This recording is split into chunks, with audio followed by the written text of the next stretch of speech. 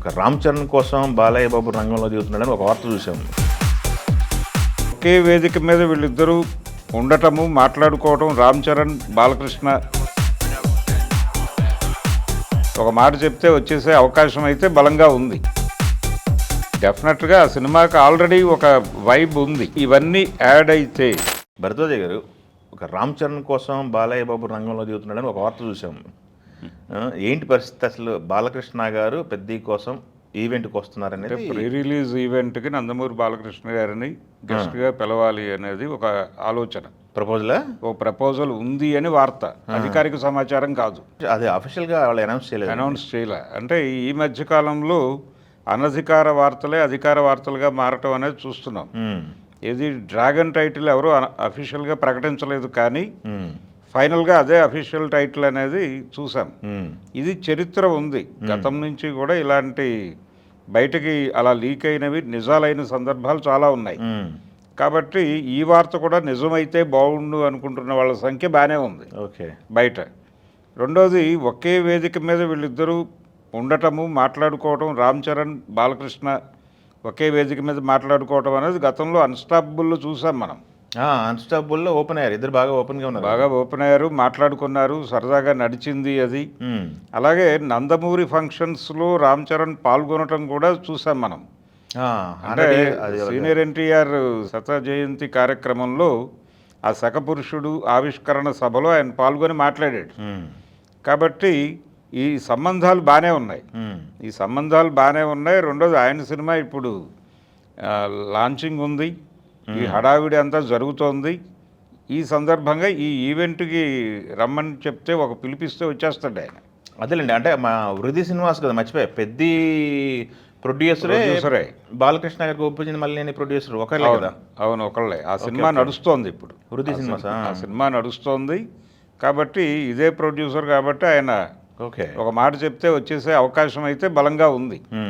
కనుక ఈ వార్తకి కొంత పునాది ఉంది అనేది జనాలు అనుకుంటున్నారు. ఇది ఒక అంశం. అయితే పెద్దకి సంబంధించిన ప్రమోషనల్ హడావిడి పెరిగింది. చాలా కాలంగా అభిమానులు కోరుకుంటున్నది అదే. సినిమాని రూటెడ్గా జనంలోకి తీసుకెళ్లాల్సినటువంటి బాధ్యత ఉంది మీకు, అది తొందరగా చేయండి అని చెప్పేసి వాళ్ళు ఆ రోజుల్లో 30వ తారీఖు రిలీజ్ ఏప్రిల్ అన్నప్పుడు కూడా గొడవ పడింది అదే. ప్రమోషన్కి టైం లేకుండా ఎలా చేస్తారు? సినిమా మేకింగ్ ఒక ఎత్తు అయితే దాన్ని జనంలోకి తీసుకెళ్ళటం అనేది ఒక ఎత్తు.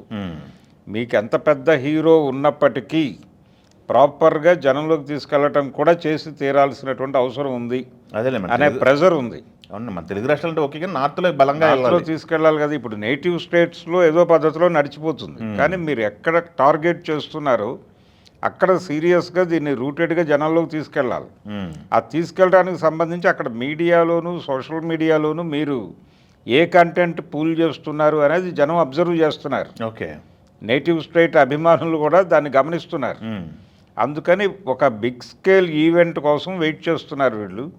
ఆ బిగ్ స్కేల్ ఈవెంట్ ఇప్పుడు మొన్న జరిగినటువంటి ఈవెంట్ కూడా జనాలకి ఆనలేదు. కాబట్టి దీన్ని మించిన ఈవెంట్ వీళ్ళు కోరుకుంటున్నారు. మొన్న ఏం జరిగింది? ట్రైలర్ లాంచ్ ఈవెంట్, చిన్న ప్రెస్ మీట్ పెట్టారు. ప్రెస్ మీట్లతో ముగించిన సందర్భాలు చాలా ఉన్నాయి. ముంబైలో ప్రెస్ మీట్, కానీ ఇప్పుడు భోపాల్లో ఉంది. ముంబైలో ప్రెస్ మీట్లతోనే ప్రమోషన్ ముగించిన సినిమాలను చూసాం మనం. అవునవును. ఇది అలా అయిపోతుందేమో అని అభిమానులు గందరగోళ పడుతున్న టైంలో ఇప్పుడు ఈ భోపాల్ ఈవెంట్ ప్రకటన వీళ్ళని కొంత తృప్తిపరిచింది. రేపు శనివారం. అవును, అంటే ఏఆర్ రెహమాన్ గారు పూర్తి ఆర్కెస్ట్రాతో వచ్చి ఆయన కాన్సర్ట్ నిర్వహించటము, దాని నేపథ్యంలో ఈ ఈవెంట్ జరగటము అనేది ఇప్పుడు అభిమానుల్ని ఒక రకంగా చల్లబరిచేటువంటి వార్తే. అది పెద్ద ఈవెంట్, ఆ పెద్ద ఈవెంటు దాని తాలూకా ప్రభావము నడుస్తుంది. కాబట్టి 4వ తారీఖు రిలీజు, రేపు జరగబోతున్నటువంటి ఈవెంట్ ప్రభావంతో సినిమా వెళ్ళిపోతుంది జనంలోకి అని నమ్ముతున్నారు.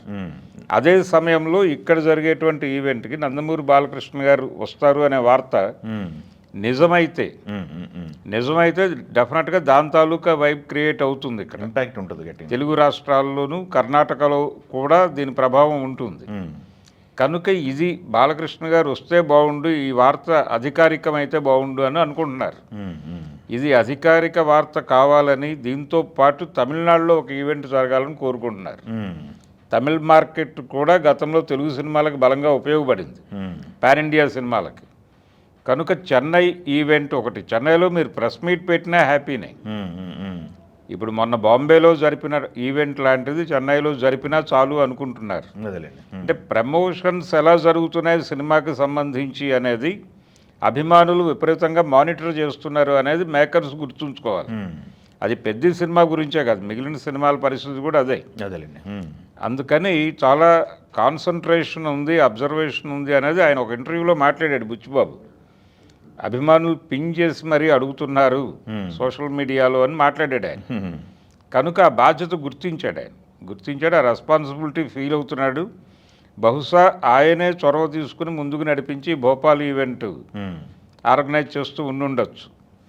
కనుక ఇప్పుడు ఇక్కడ బాలకృష్ణ గారి ఈవెంట్ కూడా చొరవ చేస్తే డెఫినెట్గా ఆ సినిమాకి ఆల్రెడీ ఒక వైబ్ ఉంది, ఆ వైబ్ ఉంది. ఇవన్నీ యాడ్ అయితే దాని రేంజ్ పెరుగుతుంది, ఇంకొంచెం ఎన్హాన్స్ అవుతుంది సినిమా. మన వచ్చినటువంటి ట్రైలర్ ఇంపాక్ట్ కూడా బలంగానే ఉంది. కాబట్టి సినిమా అంటే దానికి వస్తున్నటువంటి టాకు, సినిమా ఎలా ఉండబోతోంది, చూసిన వాళ్ళ అభిప్రాయాలు ఇవన్నీ కూడా పాజిటివ్గానే ఉన్నాయి. ఎక్కడ అంటే ప్రారంభం నుంచి వాళ్ళు ఫస్ట్ టైటిల్ అనౌన్స్ చేసిన దగ్గర నుంచి ఈ రోజు వరకు పెద్దగా నెగిటివిటీ అయితే లేదు ఆ సినిమాకి సంబంధించి. ఈ పాజిటివ్ వైబ్ ఇలాగే బాక్స్ ఆఫీస్ దగ్గర రికార్డ్ అవ్వాలని కోరుకుంటున్నారు అందరూ. అందుకు ఏం చెయ్యాలి అనేది ఆలోచించండి. ఈ రెండు అయితే బాగున్నాయి అంటున్నారు. భోపాల్ ఓకే, కానీ ఇది కూడా బాలకృష్ణ గారిని కన్ఫర్మ్ చేస్తే వీళ్ళు హ్యాపీనే. చూద్దాం మరి ప్రొడ్యూసర్ గారి డెసిషన్ పైన ఉంటుంది మొత్తం. అదే థ్యాంక్ యూ అండి. Thank you.